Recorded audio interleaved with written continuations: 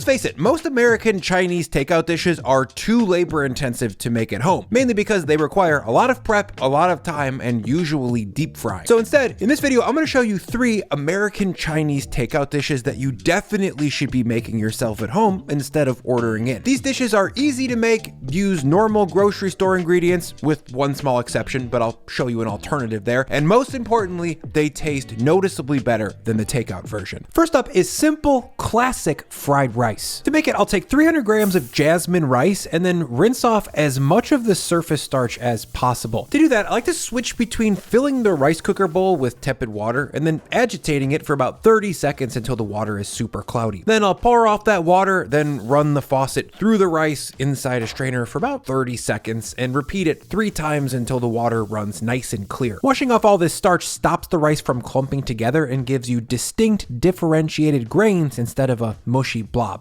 Next, I'll cook the rice with 270 grams of water. That's about 90% hydration instead of the usual 150 that I'd use for fluffy steamed rice. That lower hydration mimics overnight fridge dried rice, which is what a lot of recipes recommend, and it's how a lot of Chinese restaurants prepare their rice. But in my opinion, this technique gives you the same or maybe even a better result without having to plan a day ahead. From here, I'm gonna set the rice cooker aside and then quickly bust out some prep. First, I'll start with chopping down some scallions. For me, this dish is about 4 simple things: plump, chewy grains of rice, bouncy eggs, a little bit of wok hay flavor, and scallions.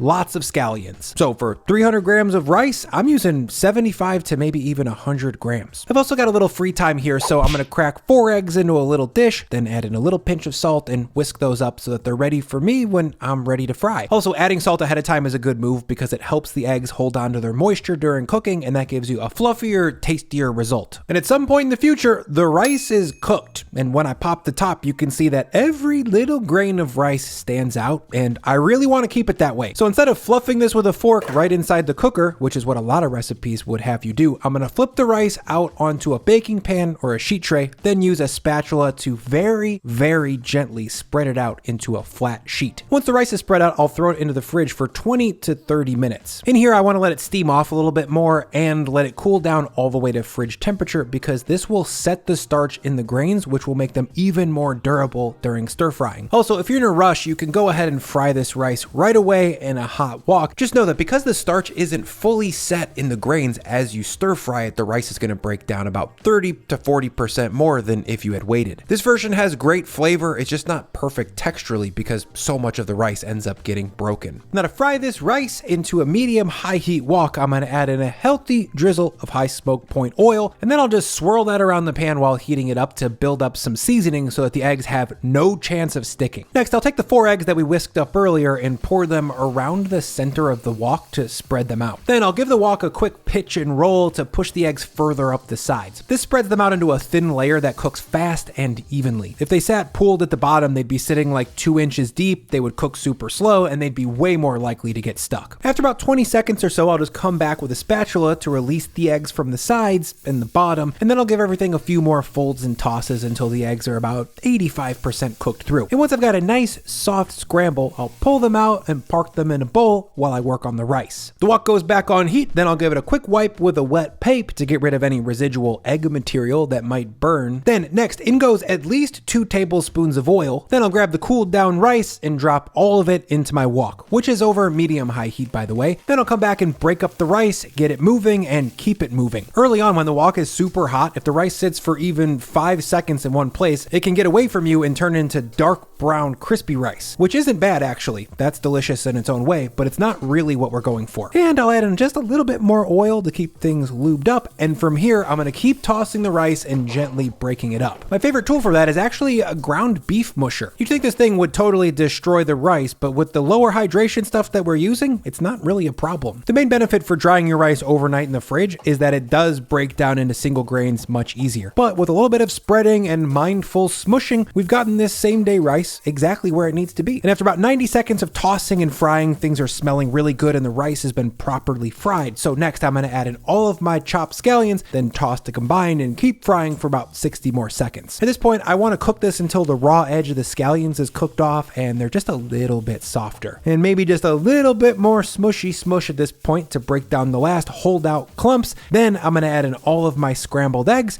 and why not use the ground beef musher to break those huge curds into smaller pieces that are gonna sit better in the rice. And once the eggs are broken down and evenly mixed throughout, I'll pour in a combination of 50 grams of soy sauce and 25 grams of oyster sauce around the edge of the pan. Hitting the sauce on the upper edge gives it a touch of caramelization that makes the flavors a little bit more lively and it kind of wakes them up. And once the soy's been steamed off and slightly absorbed by the rice, I'll finish by topping with some thinly sliced scallion greens for garnish. And that's it. Fried rice is just one of those things like cacio e pepe or a BLT where it's only 3 or 4 ingredients brought together to make something that feels like it's always been a thing, like it's an essential part of nature or reflective of some ultimate truth. And anything you try to do to a dish like that to chef it up or make it fancy just breaks it. Up next is beef and broccoli, which I think is the easiest of all of the takeout main dishes you can make at home. To get started, I'll grab 1 pound of beef. I think the best cut for this dish is flank steak because it has mucho beef flavor and it's pretty easy to make tender. If you can't find flank, sub in a sirloin cut like a baseball steak or a sirloin flap. Those have plenty of beefy flavor and once the marinade does its job, they'll cook up super tender. Now to prep this flank, I'll cut it with the grain or parallel to the long lines in the meat, top to bottom in 2-inch planks. Then I'll cut those down into slices that are about 1/4 of an inch thick, maybe slightly more. You don't want to slice this too thin because after it's marinated or velveted, the meat's going to be so tender that overly thin pieces are just going to totally fall apart during stir fry. Speaking of velveting, to do that, I'm going to combine 10 grams of soy sauce with 5 grams of sesame oil, 5 grams of Chow Mein cooking wine or mirin, 2 grams of sugar, 2 grams of cornstarch, and 2 grams of baking soda. From here, I'll just stir to combine. Next, I'll take all the cut beef and slide it into the marinade bowl and then toss to get it coated. The combination of soda and cornstarch here is what makes this a velveted beef. The baking soda raises the meat's pH, which keeps the muscle proteins from tightening and drying out during cooking, and the cornstarch forms a thin protective coating around the meat that locks in moisture and creates a smooth, silky texture. Once the beef is coated, I'll let it sit in the marinade for 15 minutes while I quickly thank Bombas for sponsoring this vid. Lately, I've been wearing the Bombas Sunday slipper around my house because it's currently winter in the Midwest and it's really freaking cold. And these slippers have a Sherpa lining inside that keeps my feet super warm and cozy. They also have a hard bottom sole, which is really useful for giving you a little bit of grip and extra support when you're actually walking around your house in these slippers. I actually like the Sunday slippers so much that I decided to gift them to my dad this year for Christmas, along with my favorite Bombas socks,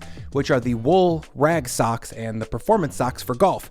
Dad, if you're watching, sorry, dude. Spoiler alert. Besides making very high quality products that make excellent gifts, Bombas is a brand with purpose. They make a donation for every purchase that you make, and to date that equals over 150 million essential clothing items donated to people in need. Right now, new customers will get 20% off their first purchase. Just go to bombas.com and use my code BrianL at checkout. With Bombas, everything comes with a 100% happiness guarantee. Again, use the link in my description and code BrianL to get 20% off your first purchase. 15 minutes later, I'll drop a long squiggle of high smoke oil into a hot wok, then add in 350 grams of chopped broccoli. To cut these down to size, I took large florets and cut those into 3 or 4 pieces that are no bigger than 1.5 inches. Next, I'll add in 100 grams of thinly sliced onions, then a strong pinch of salt, and I'll jump in and stir fry these for about 3 to 4 minutes over pretty high heat. And yes, you can make this dish in a nonstick pan, but you'll need to use lower heat so you don't destroy the coating. That gentler heat is going to mean that the broccoli steams more and comes out softer. With the wok, the higher heat flashes off surface moisture super fast, so it kind of power steams it and gives you super fresh, snappy broccoli that's just as fun to eat as the beef. And after a quick 3 minutes, the broccoli has lost its raw edge and the onions have taken on some really nice roasty browning. So next, I'll grab a bowl, then dump the veggies in so that we can cook the beef. Also, I'll pull the broccoli a touch early because once it's in the bowl, it's going to steam a little bit and get a little bit softer. Next, I'll wipe out the wok so I don't get any burnt onion on my beef. Then I'll add in a generous hit of oil, then drop in half of my velveted flank steak. I cook cook in batches so the beef has plenty of room to sizzle and catch a steer.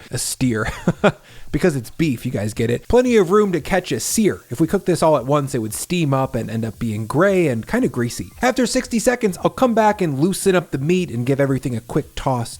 At this point, I just want a hard sear on the first side, then I'm gonna give it just enough cooking to get the beef brought up to medium. It's gonna carry over cook once it comes off the heat, and then it's gonna cook a little bit more when the sauce goes in, so less is better here. And after no more than about 90 seconds more over high heat, we're seared on one side and at a rough medium. So I'm gonna move the flank over to the bowl with my broccoli and onions. Then I'll add in the rest of my beef and repeat the same process. And once round 2 has gotten a really nice sear like this, it's time to finish the dish. So next I'm gonna add in 10 grams of minced garlic and 10 grams of grated fresh ginger. Then I'll just jump in and give the aromatics a quick saute to open up their flavors. But be careful here, because over this high of heat, the garlic can burn if you sizzle it for more than 20 seconds or so. And once things are smelling fragrant and the raw edges cooked off, I'll grab my bowl of stuff, dump it back into the wok, then give everything a quick stir. Then I'm gonna add in my stir fry sauce, just like I did for the fried rice, by pouring it around the superheated outer edge. To make this sauce, I combine 30 grams of soy sauce, 30 grams of beef stock or water, 30 grams of Shaoxing cooking wine or mirin, 50 grams of oyster sauce, then 10 grams of sugar and 5 to 7 grams of cornstarch, depending on how thick you want your sauce. Back at the wok, almost immediately the stir fry sauce has thickened up and started to reduce, and it's looking really good. So from here, I'll give everything a couple more tosses to get things coated up, and that's it. This is one of the very few types of American Chinese food that doesn't come with real consequences. You've got a ton of fresh broccoli, plenty of protein, and a sauce that's savory instead of sweet. When I eat this dish, I just end up feeling good instead of going into a food coma. Okay, the last takeout dish that you definitely should be making at home is Chow Mein,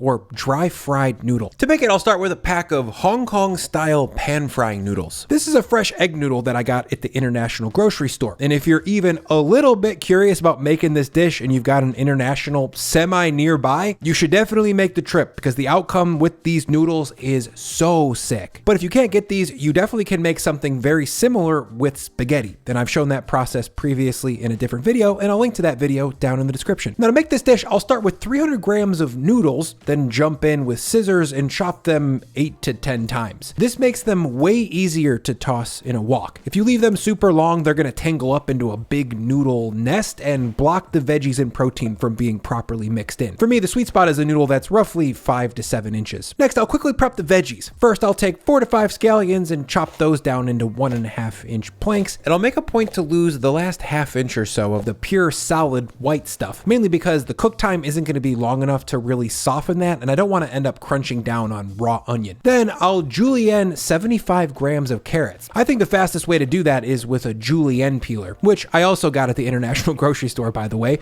but they're also cheap on the internet. You can also use pre-shredded carrots, but they're a little bit on the thick side. And then finally, I'll grab 1 large chicken thigh and cut that into long strips. To get the slices thin, you'll want to break the thigh down into a few larger pieces first. Trying to slice straight through the whole thigh is awkward, and it gives you uneven pieces that are thick and irregular. And once I've got my noodles and chicken chopped up, along with 75 grams each of scallions, carrots, and bean sprouts, I'm gonna mix up my stir fry sauce, which is 30 grams of soy sauce, 30 grams of oyster sauce, 5 grams of sesame oil, and 100 grams of chicken stock. Now, into a medium-high heat wok, I'll add a long drizzle of high smoke oil, then I'll drop all of my chicken thighs right into the center, then hit with a strong pinch of salt, and then I'll spread those out as far as I can to get as much surface area of the meat touching the hot wok. From here, I'm just gonna let it ride without touching it for about 60 seconds until I get a nice crusty golden brown sear on the outside. By the way, if chicken isn't your thing, you can sub in shrimp at this point, or beef. Just make sure to velvet the beef like we did for the beef and broccoli. Next, I'll give the chicken a shimmy and cook it for another 60 to 90 seconds on the backside, or however long it takes them to get cooked through. From here, I'll flip the seared thighs over into a bowl to hang out for a second while I cook everything else. Back over medium-high heat, I'll add another ring of oil, then drop in my scissored Hong Kong style noodles, and then because this is a fried noodle dish, I'm gonna add in more oil on top just to make sure that the noodles are sizzling. Once in, I'll toss and stir to get everything coated coated evenly in the fat. Then I'll jump in with some tongs to detangle the noodles a little bit. These things really want to stay tied together, and that not only makes them harder to stir fry and get nice wok flavor on them, but like I said earlier, it also makes it really hard to get stuff mixed in. So you really need to go out of your way to break up this raft of noodles. Yeah, and at this point, the noodles have taken on some nice fried flavor and they're getting a little bit stiff and crunchy. Smells a little toasty. So from here, I'm going to add in my julienne, carrots, and chopped scallions, then toss and stir fry for about 2 to 3 minutes or until they've lost their raw edge. I don't want these veggies limp though. I want just enough cook time here to round off the crunch. Also at this point, I'm going to add in some more oil. The noodles absorbed everything that we put in earlier, and we need a little bit more to keep things frying. Some people in the comments are going to be like, bro, there's 5 tablespoons of oil in this dish. But these are fried noodles, and to get them anywhere close to tasting like a Chinese food takeout place, we need a decent amount of fat. Get off my back. Next, I'll add in 75 grams of fresh bean sprouts, then give those a quick toss to get them evenly combined with the noodles. And things really aren't combining like we want, so I'm going to come back and snip everything a couple more times just to make sure it all works. Then I'll add in my stir-fried chicken thigh, and finally that 4-ingredient stir-fry sauce that we whipped up earlier. Again, I poured it around the edge to get a little bit of extra flavor boost. From here, I'm just going to toss and fold everything to get the sauce spread out evenly, and I'm going to keep the heat fairly high so that the sauce steams up a bit. That light steam softens the crispy noodles just enough to make them easier to eat without turning them mushy. And that's just a beautiful thing. Stir-fried noodles, whether you know it or not, are what you've been wanting and not getting your entire life. I'm certain that there is a chow mein shaped hole in your heart waiting to be filled. And when you eat it, something deep gets turned on. It's just the perfect blend of fat and starch and interesting textures all lined up in one place. If you guys want to watch more American Chinese food dishes, I'll throw a link to my well-tested recipe for General Tso's chicken on the screen right here.